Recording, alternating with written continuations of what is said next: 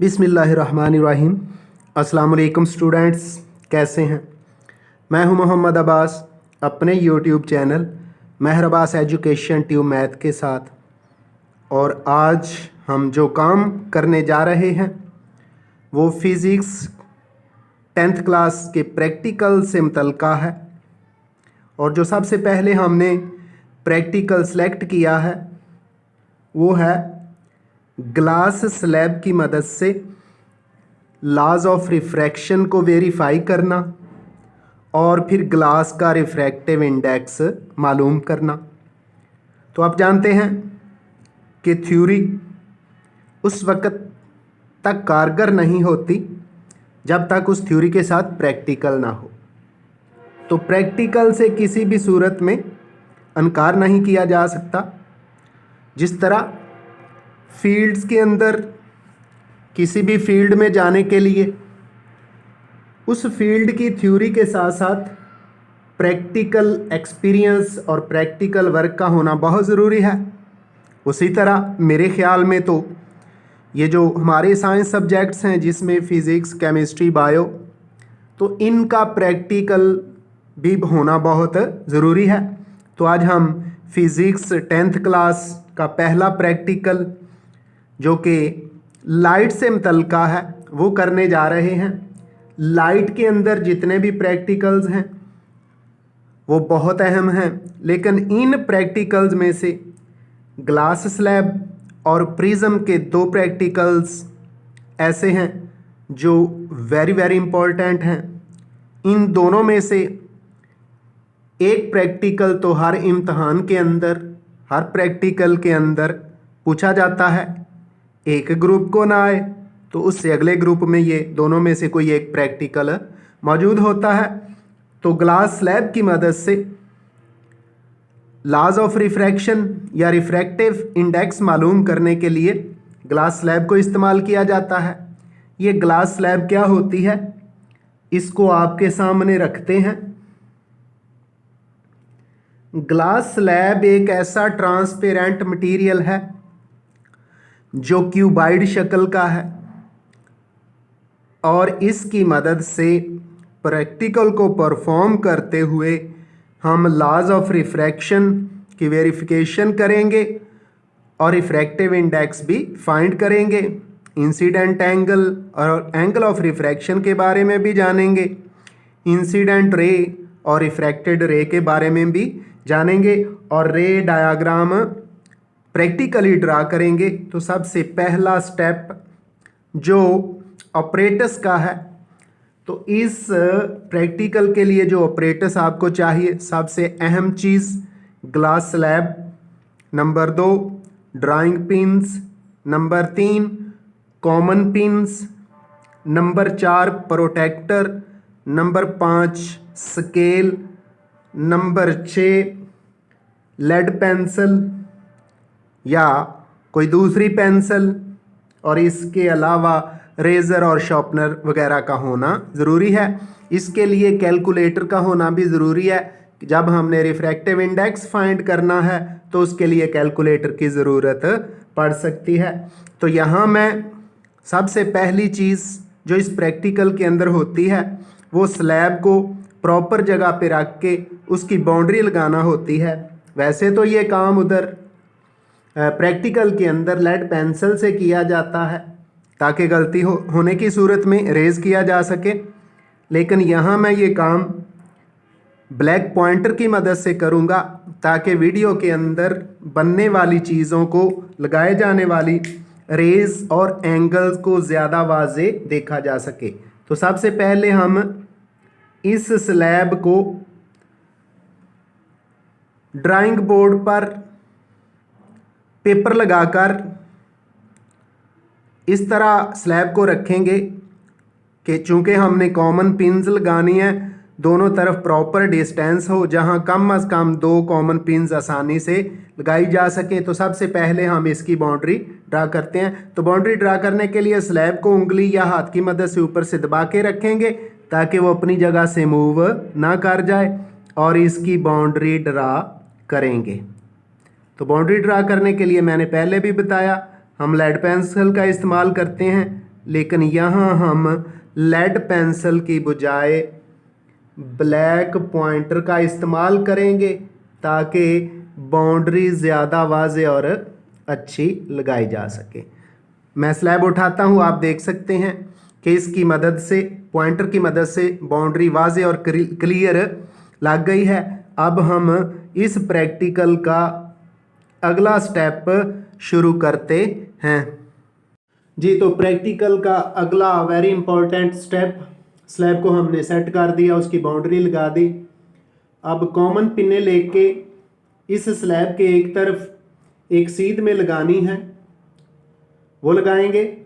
उसके बाद दूसरी तरफ उन्हीं कॉमन पिनों को स्लैब के अंदर से देखना है और 2 कॉमन पिने और इस तरह लगानी है कि स्लैब के अंदर 2 असल और जो 2 दूसरी तरफ हैं स्लैब के अंदर, वो एक स्ट्रेट लाइन में नज़र आए। इनका स्ट्रेट लाइन में लेके आना बहुत ज़रूरी है, और प्रैक्टिकल के सही होने के स्टेप्स में से ये भी एक वेरी इंपॉर्टेंट स्टेप्स है। अब कॉमन पिने पहले अपनी साइड वाली 2 लगाएं या दूसरी साइड वाली 2 लगाएं, ये आपकी मर्ज़ी है।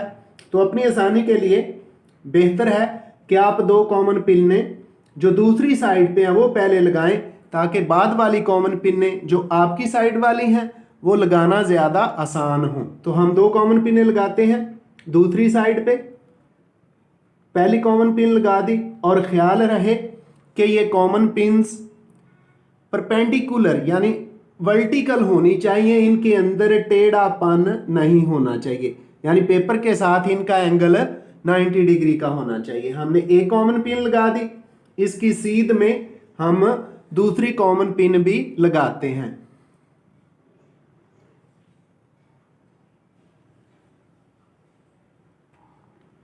जी, तो 2 कॉमन पिने हमने स्लैब के एक तरफ लगा दी, ये साइड हमारे अपोजिट है। अब हम इन 2 कॉमन पिनों को पहले तो वर्टिकली देखेंगे कि ये वर्टिकल हैं या नहीं। हाँ जी, दोनों कॉमन पिने वर्टिकल नज़र आ रही हैं। अब हम इन कॉमन पिनों को स्लैब के अंदर देखेंगे और बाकी 2 कॉमन पिने इस तरह एडजस्ट करने की कोशिश करेंगे कि स्लैब के अंदर ये चारों कॉमन पिन्स एक स्ट्रेट लाइन में नज़र आए। तो पहली कॉमन पिन जो अपनी साइड वाली लगानी है उसको हम लगाते हैं, रास्ता ढूंढते हुए देखते हैं कि किस जगह ये स्ट्रेट लाइन। जी, तो ये वो पॉइंट मिल गया जहां ये जो अब कॉमन पिन लगा रहे हैं स्लैब के अंदर उन कॉमन पिनों की सीध में है। तो इस तरह स्लैब के अंदर 3 कॉमन पिने एक सीध में हो चुकी। स्लैब के ऊपर देखें तो ये एक सीध में स्ट्रेट लाइन में नज़र नहीं आती, लेकिन जब स्लैब के अंदर देखते हैं तो ये स्ट्रेट लाइन में होती हैं। तो 3 कॉमन पिने हमने एक स्ट्रेट लाइन में कर दी स्लैब के अंदर।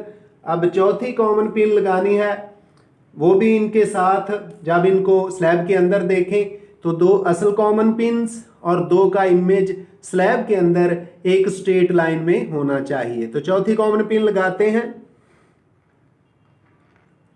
कॉमन पिन को आगे पीछे दाएं बाएं करके वो पॉइंट ढूंढेंगे जो कि स्ट्रेट लाइन में शो कर। लो जी, ये वाला पॉइंट मुझे बेस्ट लग रहा है कि स्ट्रेट लाइन में है। अब स्ट्रेट लाइन में है तो यहाँ भी कॉमन पिन वर्टिकली लगा दें। अब मैंने जब इन चारों कॉमन पिन्स को 2 जो ओरिजिनल है असल है मेरी साइड पे हैं उनको, और 2 का इमेज जब स्लैब के अंदर देखा तो ये चारों कॉमन पिन्स एक स्ट्रेट लाइन में हैं। और अब उम्मीद है कि हमारा रिजल्ट बेहतरीन हालत में आएगा। अब अगला स्टेप क्या है, अब हम इन कॉमन पिन्स को उतारते हैं और जहां कॉमन पिन्स लगाई थी वहां सर्कल कर देते हैं ताकि बाद में इनको मिलाना आसान हो। तो पहली कॉमन पिन उतार के इसके गिर्द सर्कल लगा दिया, फिर दूसरी कॉमन पिन उतार के इसके गिर्द सर्कल लगा दिया। अब स्लैब को उठा लेते हैं, अब इसकी ज़रूरत नहीं रही, अब कैलकुलेशन की ज़रूरत है। तीसरी कॉमन पिन को भी उतार लिया और सर्कल कर दिया। इसके बाद चौथी कॉमन पिन उतारते हुए इस पॉइंट को भी सर्कल कर दिया। अब हम प्रोटेक्टर स्केल को इस्तेमाल करते हुए स्ट्रेट लाइंस खींचेंगे, इंसिडेंट एंगल और एंगल ऑफ रिफ्रैक्शन फाइंड करेंगे और उससे रिफ्रैक्टिव इंडेक्स मालूम करते हैं। प्रैक्टिकल का तीसरा और अहम स्टेप लाइंस को ड्रा करना और इसकी कैलकुलेशन है। तो अब हम लाइंस को ड्रा करते हैं और कैलकुलेशन करते हैं। तो उससे पहले हम ये जो पॉइंट्स हैं इनके नाम दे लेते हैं। इस पॉइंट को हमने ए कह लिया, इसको बी कह लिया और ये वाला हमारा पॉइंट ओ है। और दूसरी तरफ अब हम क्या करते हैं, जहां कॉमन पिन्स लगाई थी वहां स्ट्रेट लाइन खींचते हैं।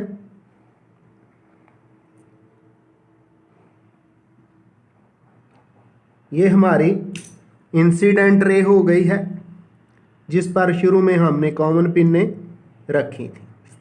तो हम ए ओ को इंसिडेंट रे का नाम देते हैं। ए ओ हमारी इंसिडेंट रे है। और अब दूसरी तरफ जहाँ से रे बाहर जा रही है उन पॉइंट्स के नाम हम डी और ई कह देते हैं। तो यहाँ भी स्केल रख के हम स्ट्रेट लाइन ड्रा करते हैं। ये वो रे है जो दूसरी तरफ स्लैब से बाहर निकल रही है। तो लाइट जहाँ से एंटर हुई एरो लगाएं, जहाँ से बाहर जा रही है वहाँ भी एरो लगाएं।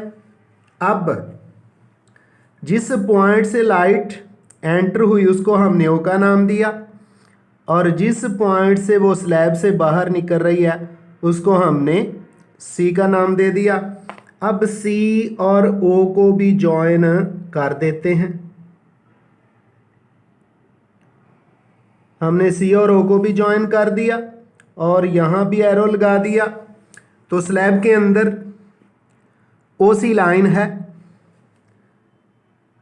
इधर भी हमने इसको ओ सी से मेजर लिख दिया।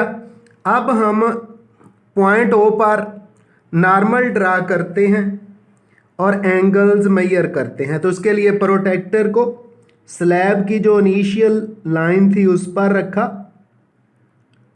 और रख के जहां 90 का एंगल बनता है वहां हमने डॉट लगा दिया। अब स्केल को लेते हुए इस डॉट पर ओ पर रखते हुए हमने डॉटेड लाइन वाली एक स्ट्रेट लाइन खींच दी जो कि ओ में से पास करती हुई ऊपर की तरफ आती है। ये नॉर्मल है, इसको हमने एन और एन डैश का नाम दे दिया। अब हमारे पास दो एंगल हैं जिनकी मेजरमेंट करनी है। ये शुरू वाला एंगल जो रे प्रिज्म ग्लास के अंदर, ग्लास स्लैब के अंदर एंटर होते हुए बनाती है उसको हम आई का नाम देते हैं, इंसिडेंट एंगल होता है। और ओ के बाद स्लैब के अंदर जो रिफ्रैक्टेड रे एंगल बनाती है उसको हम आर का नाम देते हैं। अब हमने measure angle A O N यानी मेजर एंगल आई को मेजर करना है और दूसरा measure angle C O N यानी आर को मेजर करना है। तो प्रोटेक्टर की मदद से इन एंगल्स को हम मेजर करते हैं। प्रोटेक्टर को उसी तरह पहले की तरह पॉइंट जो हमने लगाया था स्लैब के ऊपर उस पर रखा और 90 डिग्री का जो एंगल है नॉर्मल पे रखा और हम देख रहे हैं कि 90 से लेके आगे 80, 70, 60 और 61 तक, यानी 59 तक जाता है। तो 90 से लेके 59 तक मेजर करें तो ये एंगल जो आई है ये 31 डिग्री हो गया। इसको हमने 31 डिग्री लिख दिया। अब आर की मेजरमेंट करते हैं। तो हमने प्रोटेक्टर को दूसरी साइड पे रख के आर को मेजर किया तो ये 10 और 9, ये एंगल जो है ये 19 बनता है हमारा, यानी 90 से आगे ये 71 तक जाता है। आर एंगल हमारा है 19 डिग्री। अब इनकी वैल्यूज पुट करते हैं। साइन मेजर एंगल आई की जगह 31 पुट कर दिया, साइन एंगल आर की जगह 19 पुट कर दिया। अब हमने कैलकुलेटर की मदद से साइन 31 की वैल्यू देखी, जो हमारे पास 0.505 आ गई। अब कैलकुलेटर की मदद से साइन 19 डिग्री की वैल्यू देखी, जो हमारे पास 0.325 और 5 आ गई है। तो अब कैलकुलेटर की मदद से जब 0.505 को 0.3255 से डिवाइड किया तो हमारे पास आंसर जो आ जाता है वो है 1.55, जो कि इस ग्लास स्लैब का रिफ्रैक्टिव इंडेक्स है। और जब हम इसको जो स्टैंडर्ड वैल्यूज़ दे दी गई हैं ग्लास के लिए उसके अंदर देखते हैं तो ये रिफ्रैक्टिव इंडेक्स ग्लास के लिए 1.5 से लेके 1.6 या 1.45 के राउंड अबाउट होता है। इसलिए हम कह सकते हैं कि जो हमने रिफ्रैक्टिव इंडेक्स फाइंड किया है वो 1.55 हमारा बिल्कुल करेक्ट है। अब लॉज ऑफ रिफ्रैक्शन देख लें। Incident ray AO, refracted ray OC, और नॉर्मल जो है lies in the same plane, एक ही प्लेन में है और यह है प्लेन ऑफ द पेपर।